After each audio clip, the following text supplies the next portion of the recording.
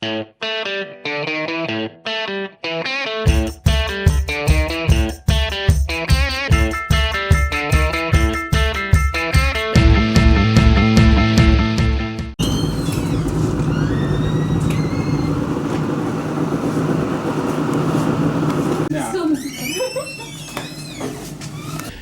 I'm Mark Clem, your host for Meet the Members of the National Ski Patrol. Hey, we're well into Season 4 here, and today we ventured back down into the Southern Division.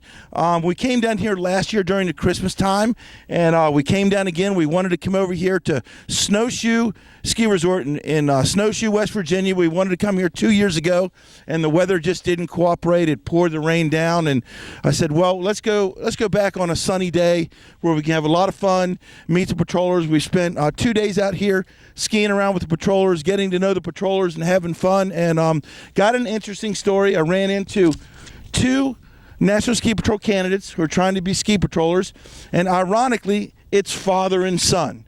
We don't see that very often. Most of the time, it's a second-generation ski patroller, and the dad's been patrolling for a few years, and the son comes out or the daughter and says, yeah, I want to do that too, because most of the time they've been the patients in the scenarios all the time, so they want to get too. But lo and behold, somehow, some way, John Maggie, the OEC coordinator and the instructor of record of the OEC class this year, convinced father and son to become future members of the National Ski Patrol. And we have Nathan and Jason Seabury here with me today. And are you pinching yourself? Is this a whole bunch of fun? I know you're just starting to get out on snow. You had the class all fall, and now you're getting on snow. Just tell me that this is when it becomes fun.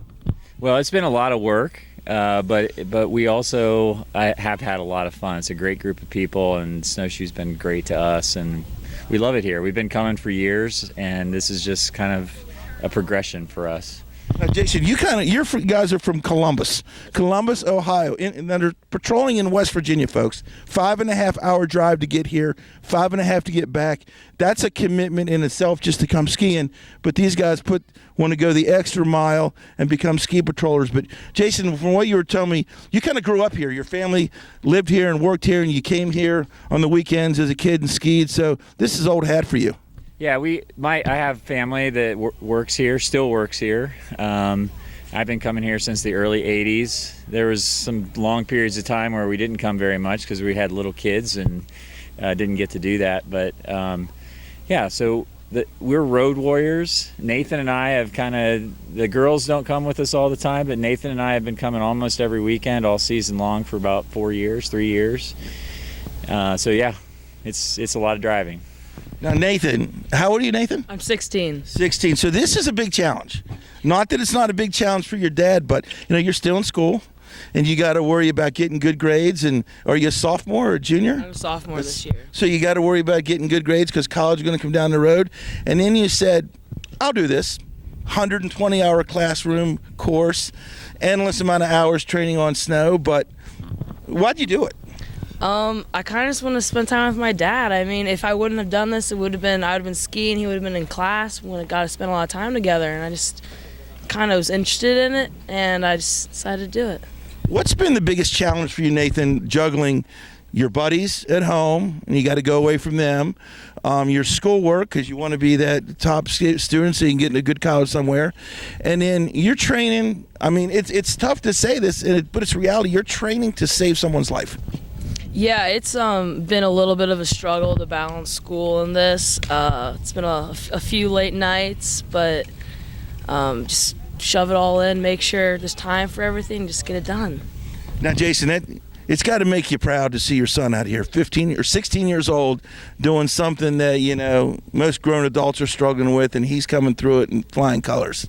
Yeah, so I think Nathan's had the opportunity to do something that eventually we all get to do, which is take a huge task that's a long-term project and break it down into smaller pieces and learn that, day in, day out discipline. It hasn't been easy. There's been more than a few days of a little bit of strain and stress between he and I, but he did it. We just finished our book study and online testing this past Friday, and that feels really good, and I'm super proud. Super proud.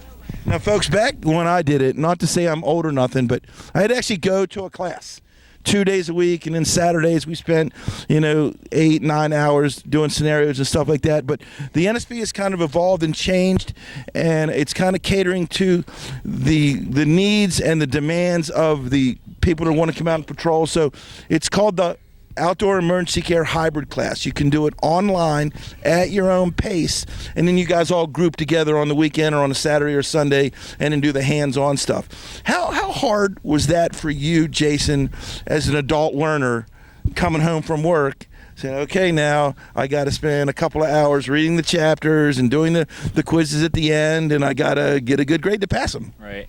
I work full-time. I'm in construction management, and we've got three kids, and it's busy.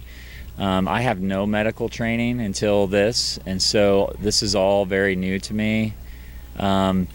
So I had a lot of anxiety, and to be honest, starting in July until we actually got here and started doing the scenarios and testing, have I really learned this stuff, I still had a lot of anxiety.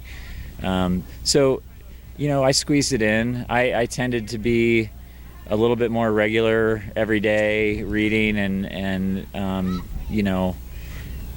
but it's been okay. I squeezed it in somehow. Now, Nathan, you got to squeeze a lot in because you're in school all day and your buddies want to go hang out at the mall and the girls want to take you out you want to take the girls out to the movies, but somewhere along the line you just got to say, no, I gotta study tonight. How does that work? It was a lot of missed out on a lot of plans with a bunch of buddies, but it's a long-term goal. You just got to make sure you stick with it. Read your pages every day. Don't get behind, which I did a few times, but That's all right. I had to spend a few nights catching up, but I just had to stick with it. Now tell me about coming out here and making it. Now you're on snow. Now the training's different. We went out, and you'll see some clips of we went out and opened with the guys today and put up the signs and put up the bamboo and all that stuff. So this has got to make the whole mundane in the book stuff come to reality and we're getting close. We're getting close. A few more months and we'll make it. Yeah, I just connecting it more, making it seem a little more real because you're actually doing the hands-on stuff, not just reading about it. Which it feels a little more rewarding to do this than fun. the book. And fun, yeah. yeah. Because, at the end of the day, you're skiing. Now, you've been out here a couple weeks on snow. You opened, last week? Is that when Snowshoe opened? We've been open for 5 weeks. Oh, 5 weeks. Wow, I'm way behind the times. I've been up north too long. So have you got to work on an instant yet? Have you got to help out? Have you got your hands all a little dirty yet? I have helped load a few people, but nothing actual medical. But. Right. And how about you, John? Yeah, we've been. I haven't actually been on the snow on an incident. I've done some work in the clinic once people were in here, just understanding what happens in there. That just hasn't really been part of our training to this point. Now you guys are going to go out and do some sled training here in the afternoon, or here actually later this morning here. So have you guys had your hands on the handles of the sled, or are you just skiing, or how's that been working? Go ahead. I did a little bit last year, but nothing else since then. I'm a little excited, a little nervous, but I'm excited to figure it out. Well, like I said, don't be nervous. And it's easier for me to say that because you're an accomplished skier, and it's not as hard as what it looks. A little technique here and there, but that's when it all becomes fun. And so, Jason, your contract, you can't afford to get hurt, Jason. You got to work and put food on the table, but this brings it to another perspective. You see the people out here that unfortunately get injured, need a Band-Aid every once in a while. So you're the superhero of the day. Huh. Yeah, I think about getting hurt. I mean, my job depends on my ability to move around and swing a hammer and drive. So we're careful, and hero on snow, I don't know. I mean, it does feel good to serve, and people that need help to give it. But I do a pretty good job of just blocking out the possibility of getting hurt myself. Yeah. Hey, folks, I know there's folks out there that every year saying, I'd like to do this, but for whatever reason, they didn't take that jump. Now's the time. You've heard it from two guys here, a father and a son who spend 5.5 hours driving from Columbus, Ohio, one way, driving 5.5 hours back on Sunday, and all that bonding time and all the fun they've had, even though the training's a little tough. Hey, if you'd like to wear the yellow jacket here at Snowshoe and one day wear the red jacket when you pass and get your cross, hey, all you got to do is give the patrol director at your local mountain a call. Hit him up with an email saying, hey, how do I get started?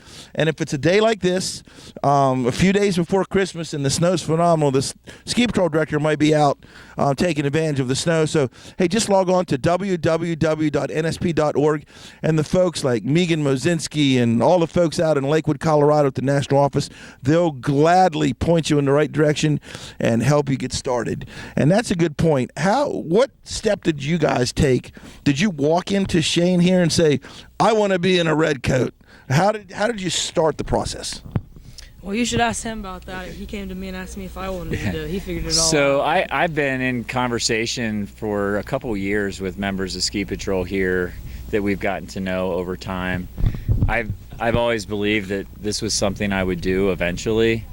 But, I've got a teenage boy that wants to hang out with me all weekend, all winter long, and that's a privilege and something that I didn't want to give up. And it was really just kind of waiting until that ride kind of ended, And when they Snowshoe, and we feel really grateful for this. Snowshoe made this possible. I wouldn't be here if they hadn't agreed to let Nathan do the Junior Patrol program and let us do this together, because it just lets us to continue what we've been doing of being together and making this great sport and something that we share. Now, how ironic is this? Your instructor of record is a guy I've known since 1991, John Maggie. Me and John Maggie hooked up at Whitetail Ski Resort when John was the ski patrol director, and he hired me to come on and be a candidate. And how crazy is that all this time later, come full circle, you guys, brand new patrollers, I come over here to Snowshoe, which I haven't been here in probably 15 years, and he's the OEC instructor of record and teaching a new crop of people to be ski patrollers. And how do you like John as a teacher? He's a pretty good guy. He's very knowledgeable, huh? Yeah, I like John. He's pretty cool. He you can tell when he's talking, he's very careful at picking his words. And he has one of those voices that you don't mind listening to for a while, which is helpful. Yeah. Hey, how about that, John? He wants to take some more class time. That's right. The other thing I would say, as far as our experience with figuring out how to become patrollers, is the folks here at Snowshoe, I expressed a little bit of interest, and they really spent a lot of time and invested in helping me understand, and it's been great. So I would say to anyone who's interested, just walk into your patrol office and say you're interested and see if you can open or close, or just get a little exposure to what Ski Patrol does at your mountain. So talk about what fun stuff you're going to get into here in a couple of minutes. You're going to go get your hands on the sled, and what are you expecting out of today? What are you going to learn? How are you going to improve to taking that next step to being a ski patroller? I just need to figure out how to do it. I think it's going to be a little bit of a struggle because of my weight, being able to do that, so I'm going to have to really figure that out and get good technique. So Nathan and I are both telemark skiers, and Nathan weighs about 125 pounds, and he's a strong skier, but the sled train, the skiing skills necessary I'm learning to operate a sled, maneuver a sled, are something that you need to work on, and they've done a really good job of helping us understand what those skills are, and we're just going to continue that today, and we might get our hands on a sled today. Oh, there you go. It's even more fun now. Hey, all right. Now you got to give me the double diamond secret. Everybody knows about Cup Run over here, big time trail. That's what everyone comes to ski Cup Run.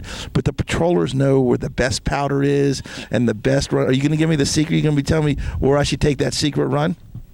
Well, I know, Nathan, you probably know because you've been done it as a little guy. My favorite run here, it has to be Grab Hammer. When the snow's good, it's incredible. Yeah, Grab Hammer. I'll tell you, we just opened Lower Shays yesterday, and Lower Shays was awesome. And in good conditions, I'd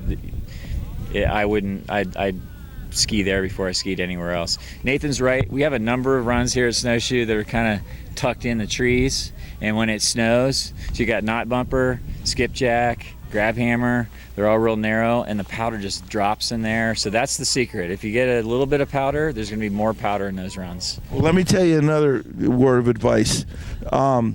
There's a million people watching this show. Don't give them all the secrets. Because you guys want to have that powder for yourself too, right? Yeah.